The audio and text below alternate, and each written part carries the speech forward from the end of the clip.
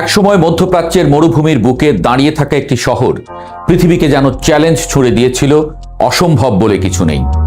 এই শহরের নাম দুবাই, যেখানে মরুভূমির বালু কংক্রিটে বদলে গেছে, যেখানে আকাশ ছোঁয়া ভবন মানুষের উচ্চাকাঙ্ক্ষার প্রতীক হয়ে উঠেছে। চাইলেই তৈরি করছে বৃষ্টি, রাস্তা জুড়ে শেখদের দামি গাড়ি। একটু বাজেট বাড়লেই যে শহর হানিমুনের গন্তব্য হয়ে যায়, যেখানে বুর্জ আল খলিফা শুধু একটি ভবন নয়, একটি যুগের অহংকার। এ যেন পৃথিবীর বুকে এক টুকরো কৃত্রিম স্বর্গ। কিন্তু ইতিহাসের এক অদ্ভুত নিয়ম আছে, যত উঁচুতে ওঠা যায় পতনের ভয়ও তত বড় হয়। আজ সেই দুবাই, সেই সংযুক্ত আরব আমিরাত কয়েক দশকের মধ্যে সবচেয়ে কঠিন অর্থনৈতিক বাস্তবতার সামনে দাঁড়িয়ে। কারণ যুদ্ধ কখনো শুধু যুদ্ধক্ষেত্রে সীমাবদ্ধ থাকে না, তার ঢেউ পৌঁছে যায় ব্যাংক, শেয়ার বাজার, বিমানবন্দর, হোটেল এবং মানুষের ভবিষ্যৎ পর্যন্ত। ইরানকে ঘিরে যুক্তরাষ্ট্র এবং ইসরায়েলের সংঘাত এখন আর শুধু সামরিক ঘটনা নয়, এটি হয়ে উঠেছে অর্থনৈতিক ভূমিকম্প। আর সেই ভূমিকম্পের সবচেয়ে বেশি কাঁপছে যে দেশগুলো, তার একটি হলো সংযুক্ত আরব আমিরাত। গত এক মাসে দুবাই ও আবুধাবির শেয়ার বাজার থেকে উধাও হয়েছে প্রায় 120 বিলিয়ন ডলার। সংখ্যা শুনতে বড় লাগলেও এর প্রকৃত অর্থ আরো ভয়ঙ্কর। শেয়ার বাজার আসলে অর্থনীতির আয়না। সেখানে পতন মানে শুধু কোম্পানির ক্ষতি নয়, আস্থার পতন। দুবাইয়ের বাজার সূচক 28 ফেব্রুয়ারি থেকে প্রায় 16% নেমে গেছে।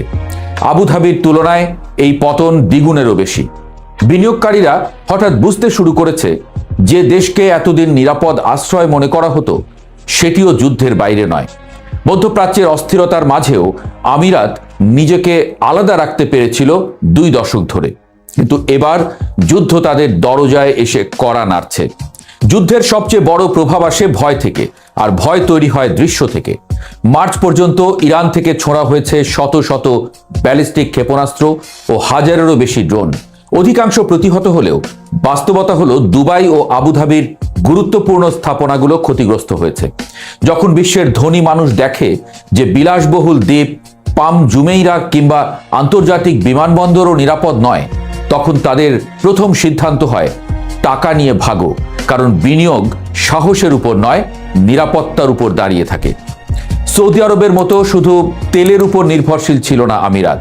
তারা ভেবেছিল ভবিষ্যৎ তৈরি হবে 4 স্তরে: পর্যটন, আবাসন, লজিস্টিক্স এবং আর্থিক সেবা। এই বৈচিত্র্যই ছিল তাদের শক্তি। কিন্তু যুদ্ধ দেখিয়ে দিল এই বৈচিত্র্যই তাদের দুর্বলতা। তেলের দাম বাড়লে কিছুটা লাভ করে, কিন্তু পর্যটক না এলে, ফ্লাইট বন্ধ হলে, বিদেশি কর্মীরা চলে গেলে দুবাইয়ের অর্থনীতি একসঙ্গে চারদিক থেকে ধাক্কা খায়। এ যেন 4 পায়ের টেবিলের সব কটি পা একসঙ্গে কাঁপা শুরু করেছে। দুবাইয়ের রিয়েল এস্টেট ছিল বিশ্বের ধনীদের খেলাঘর। 2025 সালের শেষ দিকে যার লেনদেন 147 বিলিয়ন ডলার ছাড়িয়েছিল, সেই বাজার এখন সংকুচিত। রিয়েল এস্টেট সূচক নেমেছে 16%, লেনদেন কমেছে প্রায় 37%। বিক্রি বাড়াতে সম্পত্তি 10 থেকে 15% কম দামে ছাড়তে হচ্ছে। বুর্জ খলিফার নির্মাতা এমআর প্রপার্টিজের শেয়ার 25% পড়ে যাওয়া শুধু একটি কোম্পানির গল্প নয়, এটি পুরো স্বপ্ন অর্থনীতির ফাটল। যে শহরে মানুষ ভবিষ্যতের জন্য বাড়ি কিনত, এখন সেখানে মানুষ ভবিষ্যৎ নিয়ে সন্দিহান। দুবাইয়ের অর্থনীতির হৃদস্পন্দন হলো পর্যটন। 2025 সালের 2 কোটিরও বেশি বিদেশি পর্যটক এসেছিল। কিন্তু যুদ্ধ শুরু হওয়ার পর সেই প্রবাহ থমকে গেছে। হোটেল বুকিং কমছে, কক্ষ ভাড়া নামছে, বিলাস পণ্যের বাজার স্থবির হচ্ছে। ইউরোপীয় পর্যটকরা, যারা মোট পর্যটকের 20% বেশি, তারা এখন নিরাপদ বিকল্প খুঁজছে। কারণ ছুটির জন্য মানুষ যুদ্ধের ময়দান বেছে নেয় না। দুবাই আন্তর্জাতিক বিমানবন্দর শুধু একটি বিমানবন্দর নয়, এটি বিশ্ব অর্থনীতির সংযোগস্থল। বছরে প্রায় 9,50,00,000 যাত্রী ব্যবহার করত এই বিমানবন্দর।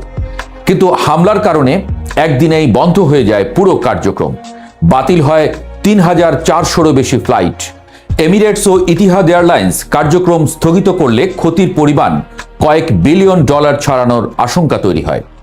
যে শহর আকাশপথে বেঁচে থাকে, তার জন্য বিমান চলাচল বন্ধ হওয়া মানে অক্সিজেন বন্ধ হয়ে যাওয়া।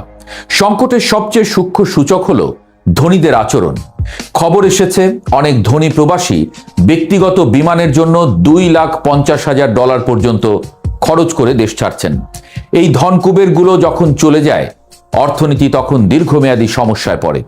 কারণ তারা শুধু তাদের বিনিয়োগ না, ব্যবসা, আস্থা এবং ভবিষ্যৎ নিয়ে যায় সঙ্গে করে। এর উপর যুক্ত হয়েছে যুদ্ধের বিল কে দেবে সেই প্রশ্ন। এখানেই গল্প আসে ভূরাজনীতির বড় প্রশ্ন। যুক্তরাষ্ট্র ইঙ্গিত দিচ্ছে ইরানের বিরুদ্ধে যুদ্ধের খরচ মধ্যপ্রাচ্যের দেশগুলোকে বহন করতে হতে পারে। 1990 সালের উপসাগরীয় যুদ্ধের মতো আবারও মিত্রদের অর্থায়নের ধারণা সামনে আনা হচ্ছে। মানে একেবারে পরের মাথার উপরে কাঁঠাল ভেঙে খাওয়া যাকে বলে। যুদ্ধের প্রথম 6 দিনেই খরচ হয়েছে $1130 কোটি। 12তম দিনে তা $1650 কোটি ছাড়িয়েছে। এখন যুদ্ধ 30 দিনের বেশি পার করেছে, অর্থাৎ বিল ক্রমেই ফুলছে এবং প্রশ্ন উঠছে, যুদ্ধ ওয়াশিংটন শুরু করলেও দাম কি দেবে দুবাই? ইরান কার্যত হরমুজ প্রণালী বন্ধ করে দেওয়ায় বিশ্বজুড়ে জ্বালানির দাম বেড়েছে। যুক্তরাষ্ট্রে পেট্রোলের দাম $1 পর্যন্ত বেড়ে গেছে। বিশ্ব অর্থনীতির প্রতিটি চাকা এই প্রণালীর উপর নির্ভরশীল। ফলে যুদ্ধ শুধু মধ্যপ্রাচ্যের সমস্যা নয়, এটি বৈশ্বিক অর্থনৈতিক সংকটের বীজ। দুবাই বহু বছর ধরে নিজেকে একটি গল্প হিসেবে বিক্রি করেছে, স্থিতিশীলতা, নিরাপত্তা, বিলাসিতা। কিন্তু যুদ্ধ সেই গল্পে ফাটল ধরিয়েছে। সরকার প্রচারণা চালিয়ে আস্থা ফেরানোর চেষ্টা করছে, কিন্তু অর্থনীতি বিজ্ঞাপনে নয়, বাস্তবতায় চলে। যখন ক্ষেপণাস্ত্রের ভিডিও শেয়ার করলেই জরিমানা বা কারাদণ্ডের হুমকি আসে, তখন বোঝা যায় রাষ্ট্র ইমেজ বাঁচাতে লড়ছে। মরুভূমির শহরের নতুন পরীক্ষা।